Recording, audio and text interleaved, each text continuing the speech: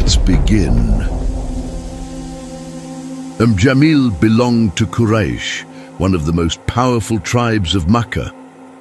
Her father, Harb bin Umayyah, was one of the respected leaders of Makkah.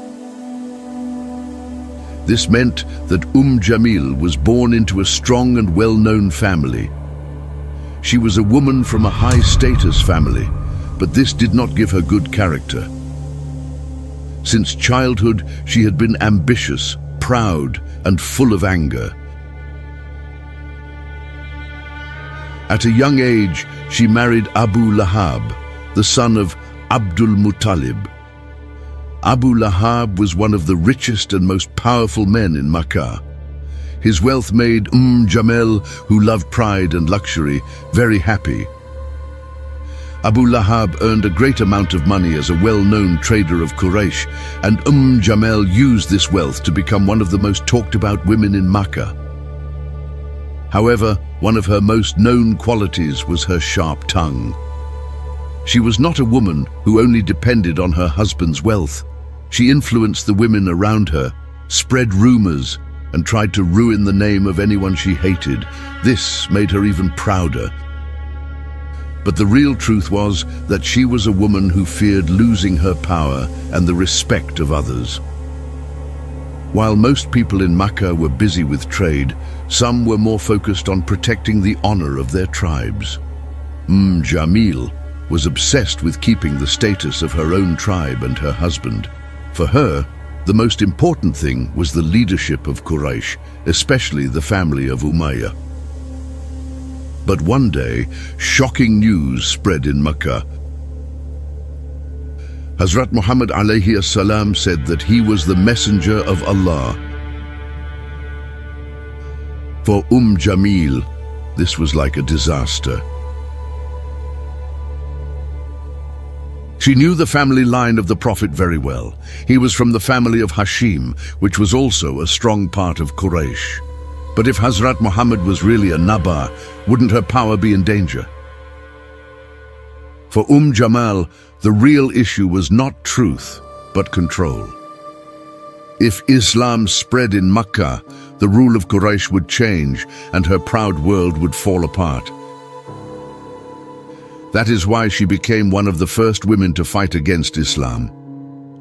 Her husband, Abu Lahab, had already started to oppose the Prophet. But Jamil took this hatred even further. She did not only stand against Islam, she tried everything to destroy it, to bring down the honor of the Prophet, and to scare the believers. Her poisonous words could be heard in the narrow streets of Makkah, in the courtyards of houses, and around the Kaaba. She was not just an enemy. She became a source of fitna. But her real battle was only starting. For Jamil, Islam was not just a belief, it was a serious danger to her life. There was one man in Makkah who stood against the system that had existed for years. Hazrat Muhammad sallallahu alaihi wasallam. And she was ready to do anything to stop this new dun from spreading.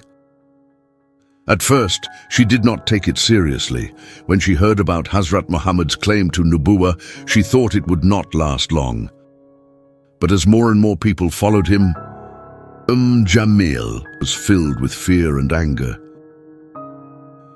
Together with her husband, Abu Lahab, she became one of the leaders who fought against this new deen. Jamil had a strong influence on the women of Makkah. A single word from her could spread across the city very quickly. She used this power to harm Islam by creating lies and spreading false stories. Muhammad is crazy, she would say. He is a magician, she would warn people. He is a liar who is breaking the order of Makkah, she would claim. Her lies were not just to trick people. Her real goal was to damage the honor of the Prophet and push people away from him. She even used the lowest methods to achieve this. One day, in the market of Makkah, she gathered people and shouted, "Hazrat Muhammad is even harming his own family." But the truth was the complete opposite. The Prophet, was the most honest and trustworthy man in Makkah. Yet Jamil tried to destroy his name with lies. Jamil's biggest enemy was Hazrat Khadija. She was one of the most respected women in Makkah and also the strongest supporter of the Prophet. Jamil felt great jealousy towards Hazrat Khadija. She made fun of her, encouraged the women of Makkah to turn against her, and tried to make her feel alone. However, no matter what she did, she could not succeed against the calm and dignified stance of Hazrat Khadija. Because of this, Jamil started showing her hatred for Islam through Hazrat Khadija. She threatened the women who visited her, saying, "If you keep meeting with her, we will exclude you from society." But Hazrat Khadija radiallahu anha remained patient and strong against these lies. The iman in her heart was much greater than Jamil's anger. Jamil did not only use words, she also tried every way to stop Islam in action. She made plans to scare the new Muslims and force them to leave Islam. She provoked the leaders of Quraysh to increase pressure on the Muslims. She placed stones and thorns on the paths where the Prophet walked to harm him. She encouraged people to remove Muslims from trade and social life. One day, while the Prophet was praying near the Kaaba, Abu Lahab and Jamil ordered their men to throw filth on him. They did not hesitate for even a moment to insult the most noble and honest man in Makkah. But no matter how much they tried, the number of Muslims kept growing every day. This drove Jamil mad. Lies and slander were no longer enough for her. She began to plan to kill the Prophet. For many years, Jamil was one of the biggest enemies of Islam. But her name was not only mentioned in the streets of Makkah, it was also written in the Quran as one of the cursed ones forever. Abu Lahab and Jamil became more violent against the Muslims as Islam spread. But no matter what they did, the truth of Allah would win. Surat al-Masad was a clear curse from Allah upon Abu Lahab and his wife. When the surah was revealed, the fate of Jamil and Abu Lahab was sealed. One day, the Prophet stood on Safa hill and called out to the people of Quraysh, "O people of Quraysh, if I told you that there is an army behind this mountain ready to attack, would you believe me?" Everyone there answered, "Yes, because you have never lied." Then the Prophet said, "Then I warn you about a great punishment." A silence followed. This was the beginning of the open call to Islam. But Abu Lahab, full of anger, jumped up and shouted, "Did you gather us just to say this? May you perish." Then he quickly left. Because of these words, Allah revealed Surat al-Masad. May the hands of Abu Lahab be ruined, and ruined is he. His wealth will not benefit him or that which he gained. He will burn in a flaming fire. And his wife, the carrier of firewood, around her neck is a rope of fiber. This surah declared the terrible end of Abu Lahab and Jamil. The most striking part was the phrase, "the carrier of firewood." This described how she carried stones and thorns to harm the Prophet, but it also showed her evil and destructive nature. When Surat al-Masad was revealed, Jamil became furious. To her, this surah was like a death sentence. People in Makkah were now talking about her fate. Even the leaders of Quraysh mocked her. One day she picked up a large stone and planned to kill the Prophet. She went to Masjid al-Haram, thinking she saw him sitting there. Hazrat Abu Bakr was with him. But Jamil could not see the Prophet even though he was right there. Instead, she turned to Hazrat Abu Bakr and shouted, "Where is your friend? I have come to harm him. He is the one who turned us against each other with his magic and lies."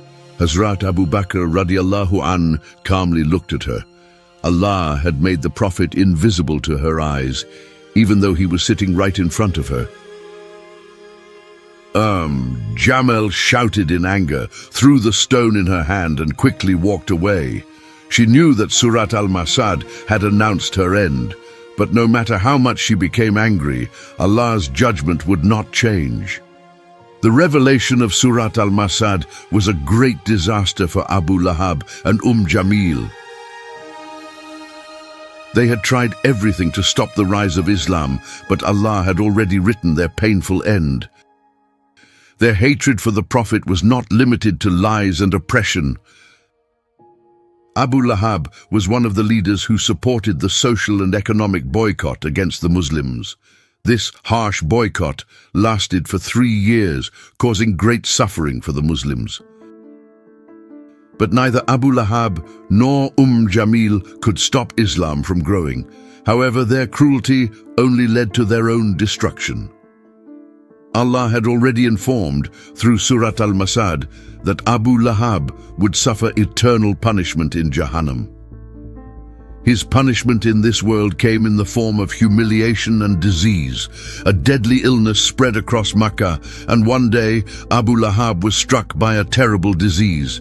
It was so horrifying that no one dared to go near him. Even the people of Quraysh abandoned him. He died alone, suffering in pain.